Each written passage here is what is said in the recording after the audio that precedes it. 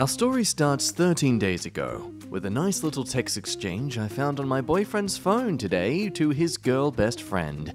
What a sweet man. Now I hope you're ready for this story, because they originally posted this on r/niceguys, so you have a preconceived idea as to how pathetic this man's gonna be.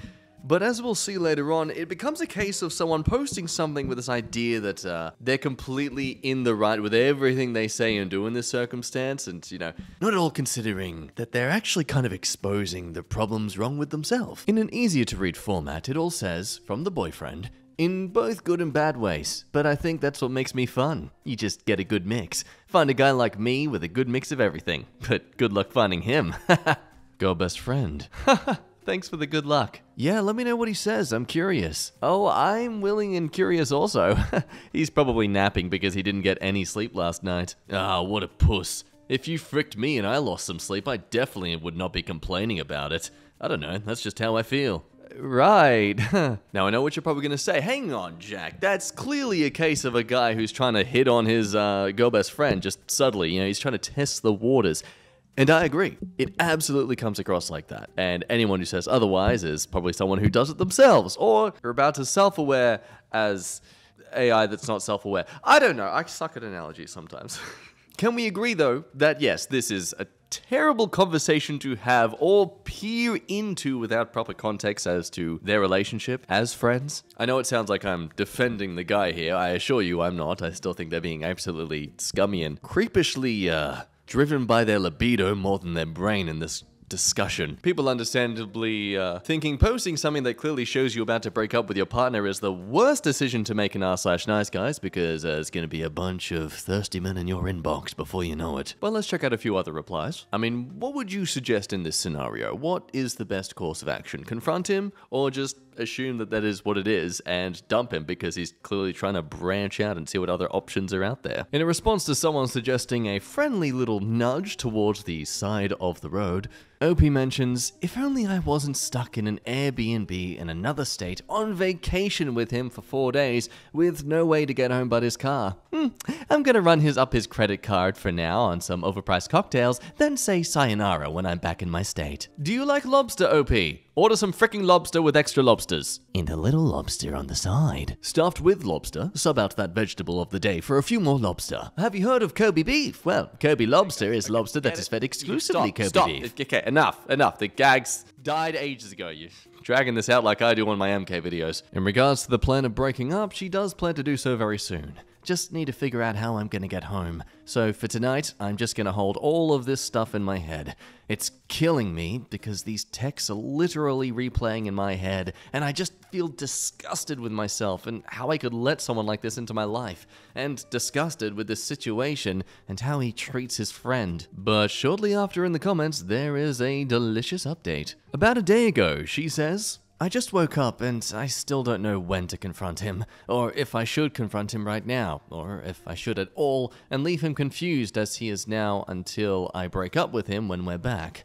I made him sleep downstairs last night on the couch, being all confused on why I'm distant and passive and angry. I threw a pillow against the wall, lol. And I currently have myself locked in our bedroom blasting some good metal music that he hates. I really just want to get sloshed these next days and see my favorite rappers because that's why we came here, and then leave him right when we touch my foot in the state. I just don't know if I can hold this in any much longer. On another note, sour monkeys are delicious. And this is where you start to see this idea that she's completely an innocent fool in this scenario to become more of a case of, oh, you kind of make things worse for yourself, don't you? Now, don't get me wrong. It sucks having to confront about things, especially with your partner, especially when it comes to something like infidelity. But the tactic of acting like a child, an immature toddler who doesn't know how to convey their emotions and expressions, gosh, us men get a bad rap for this kind of stuff. We just punch holes in the wall, become abusive partners. You really are being an abusive partner here by, well, just without the physical assault. It doesn't make you just as bad as abusive men, but it does make you equally sucky in the same regard. Not the same level, not that far in the spectrum, but physically abusive men up here, you are kind of like, you're here, but you seem to be keep doing a lot of jumping jacks, and you need to stop. Come on, throw a pillow against a wall? So you hurled a physical object. Did you throw it in his direction? I don't know about you. I'm just reading a lot of things here of someone someone who's doing everything they can to be an a-hole to someone else who you haven't even gotten the clear picture on yet. But hey, can you blame her? I mean, you've literally come across text messages where it sounds like he wants to sleep with someone else, someone who he assured you was no one to worry about. I think we know plenty of guys out there who would react just as assumptuously. But thankfully, there's an update.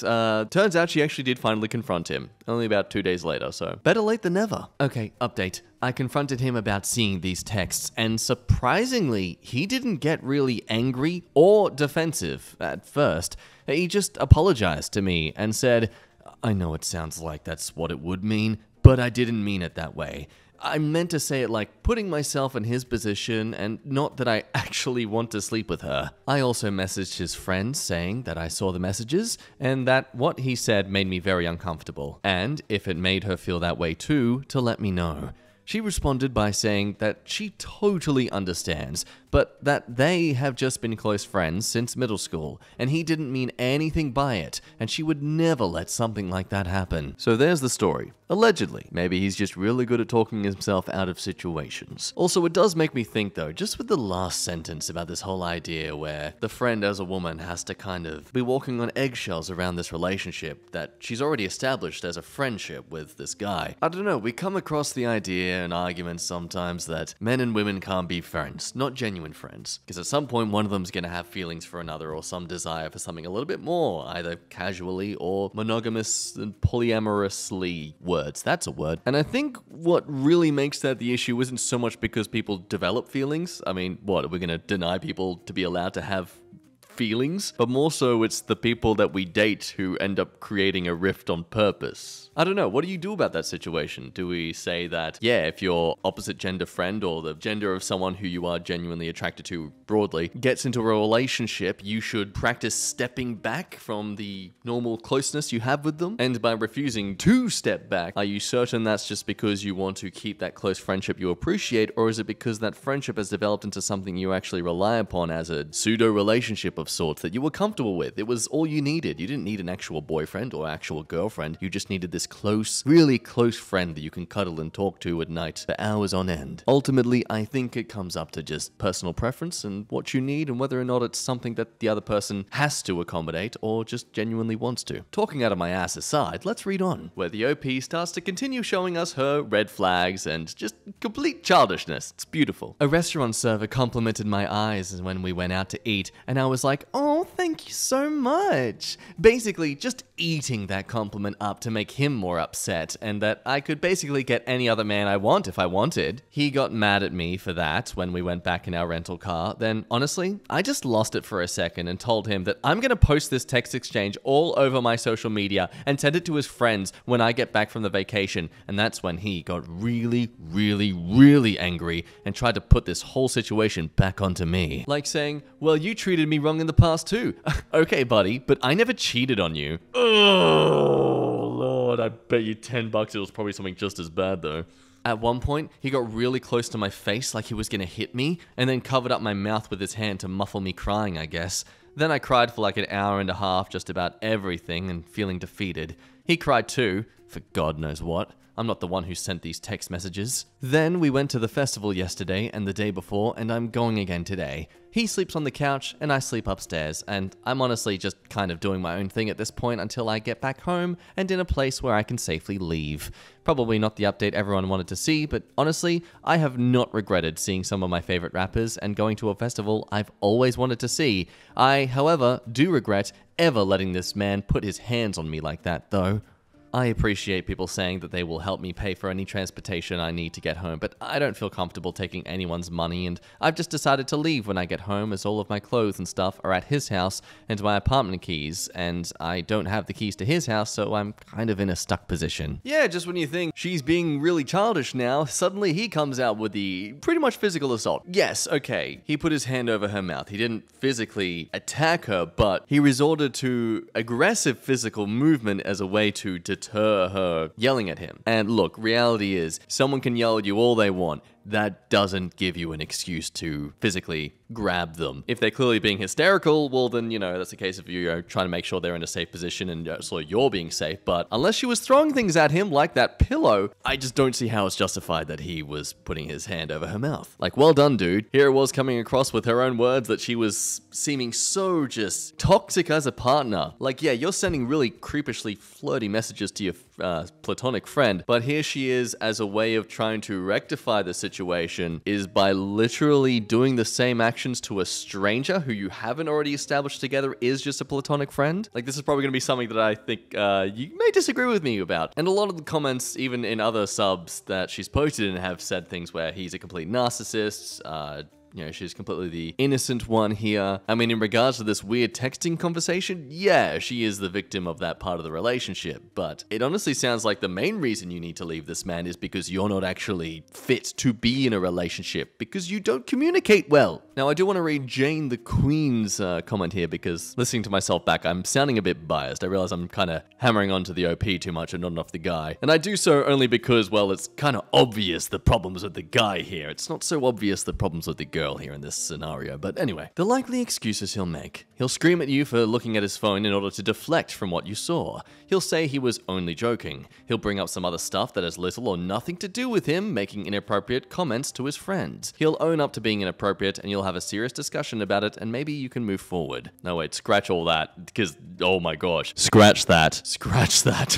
Scratch that comment. Because it doesn't... He did try to move forward, though. That's what I don't... They could have resolved this, but she just was like, okay, you've told me your side of things. I'm going to make more of a deal out of this by, you know, making you jealous in front of this waiter and I. And then when you get mad at me for acting like that, I'm going to snap at you about the things we literally resolved at lunch already, which will cause you to be equally emotionally charged and not thinking straight, so you'll bring up issues that aren't exactly the same thing, but still to him felt like the same sort of thing, which causes a screaming match, which just causes him to do that. Again, not really excusing it, just explaining why he likely resorted to putting his hand over her mouth. Either way, sounds like a breakup is actually very healthy for both of them. At least it would be, if it weren't for the fact that she posted this about 5 or 6 days later. Yeah, it's exactly what you think. Great update. Don't even think anyone is even viewing this anymore, but I might as well add it.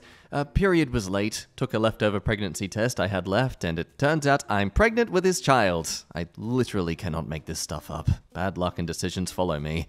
Booked an abortion appointment tomorrow morning. Hopefully I'm not too far along, or else I have to go to another clinic in another state. How's my mental health, you may ask? Horrible, lol.